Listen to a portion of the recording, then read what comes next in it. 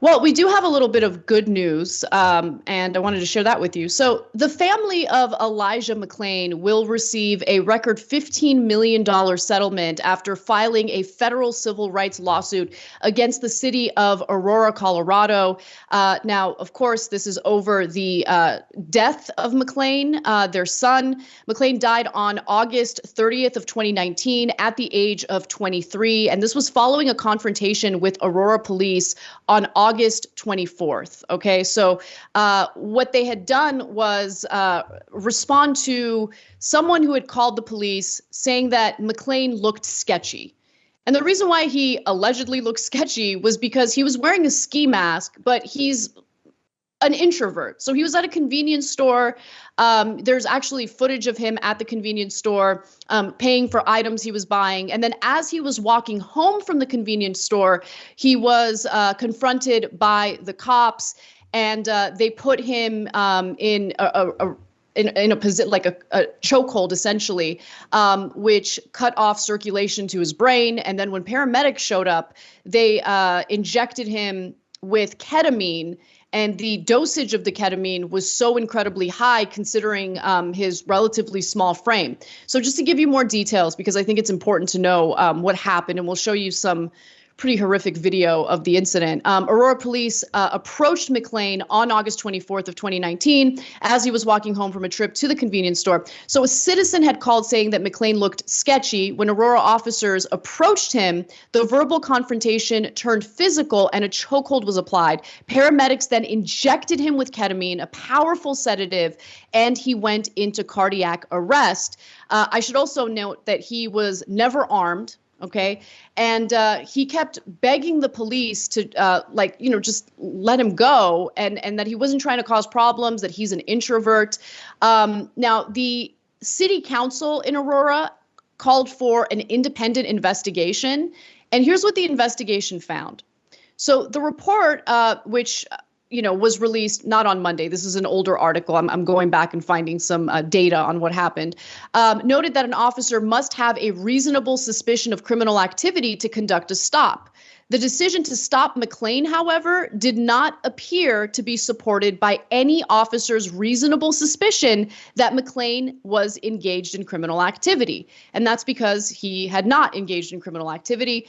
Next, the three officers decided to frisk McClain for weapons, which is legally allowed only when there is a belief that safety is in danger, the report states. The panel was not able to identify sufficient evidence that he was armed and dangerous to justify a frisk. And by the way, the report also found at the time of the ketamine injection, Mr. McClain had not moved or made any sounds for about 1 minute. In addition, EMS administered a ketamine dosage based on a grossly inaccurate and inflated estimate of McClain's size. They estimated that he was 190 pounds. He was really 140 pounds. And again, he wasn't doing anything wrong. It was just someone who called the police, said that he looked sketchy, and this is how the police responded. He was hospitalized after the ketamine injection and after he suffered from cardiac arrest, and he died a few days later. They ended up taking him off of life support. Just an incredibly tragic story, but I'm glad that the family decided to file a federal civil rights suit, and now they have won a settlement that is a record in Aurora, Colorado, $15 million. Okay, so first of all, as unfortunately we've told you many times now, all across the country, police are taught to brutalize the citizens. And so in this case, we showed you the video before. The kid obviously has an issue. It's super obvious. And he's a frail little kid. And cops are taught, though, he's not listening to direction. It doesn't matter. It doesn't matter what his issues are. Kick the crap out of him.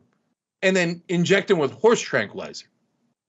Don't tell Joe Rogan. He might get into it. Okay. Oh, no, it's not used for horses. Okay, just for horses. All right, anyways. So that's a brutal thing to do to a kid. Or, hey, he got called in. He was wearing a ski mask. He seems harmless, and he clearly isn't understanding what we're saying. Maybe we ask him where his home is, and we walk him home. And then we ask his parents. No, break him. No, we teach the cops to be savage to us. It's insane. We have to change the culture, but we're not going to, because Democrats are the feckless. The Republicans love this kind of culture against black kids and really against anyone that isn't them. And then the problem here is it's a great result, $15 million for the family. At least there's some degree of justice, so it's good news. But they have $10 million in insurance. The $5 million has to get picked up by the city. My proposal, and one day we'll have a petition about it, but we want to check with activists and make sure everybody agrees. But why doesn't it come out of the police union money? Why does the whole town have to pay for it? Why doesn't the people who did it, they should pay for it? Why are we paying for it? They're the ones who brutalized them, right? But of course, if you do that, the Republicans squeal. No, you cannot punish cops for doing terrible things to innocent people. No, you have to punish the taxpayers instead. No, make the cops pay for it. Yeah, exactly. I also want to note that there might also be justice in another form, because this is a civil suit, but the family has also is also working in a criminal suit as well, because the officers who were involved were found through that investigation to have lied as well. So I wanted to give you a few of those details because, again, according to that report, the officers' statements on the scene and in subsequent recorded interviews suggest a violent and relentless struggle. The limited video and the audio from the body cameras or body-worn cameras reveal Mr. McClain surrounded by officers, all larger than he, crying out in pain, apologizing, explaining himself, and pleading with the officers. And as I mentioned earlier, the Aurora fire lieutenant advised the paramedics to draw a dose of ketamine based on an estimate that McClain weighed 190 pounds, the report states. He, in fact, weighed 140 pounds. And by the way, look, it's easy to make this mistake because you look at his picture and he looks so young and he's 140 pounds. But, you know, he was 23 at the time, but he was also he was an introvert. And you watch the video and he's just begging the cops to stop restraining him because he can't breathe. And he's just saying, I'm not trying to cause problems. I'm an introvert. Please, I'm an introvert. That's why he was wearing the mask. It's just a really heartbreaking story. You know, even though there's a little bit of justice, you can't help but feel absolutely awful for the family. And the cops who were involved and the paramedics involved are facing charges for their involvement. So there is also a criminal trial taking place. Yeah, and the family is happy to hear that. Obviously, it's the state that's pursuing the charges against the cops and the other guys in this case. But guys, look, their defense, and it's going to be an interesting one, and I would hear it out if I was a member of the jury, is they're going to tell them we got trained to be brutal, and this is in our training. If someone doesn't listen to us, we're supposed to physically assault them, and pretty severely, because not listening to a police officer is considered the worst form of disrespect, and you have to make sure that you crush it before you do anything else.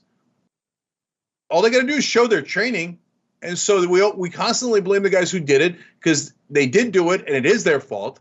But we should also blame the people who trained them to do it, and that part we never get to. And I guarantee you that if the money came out of the police union in that town, it wouldn't have happened, because the guys doing it would be like, whoa, whoa, whoa, whoa. I mean, it was fun beating up innocent people, but if it's going to cost me money, then I don't know that I'm in favor of it. And the other cops probably would have tackled them. I don't want to lose my pay. I don't want to lose some of my salary just so you can have fun beating up this poor kid.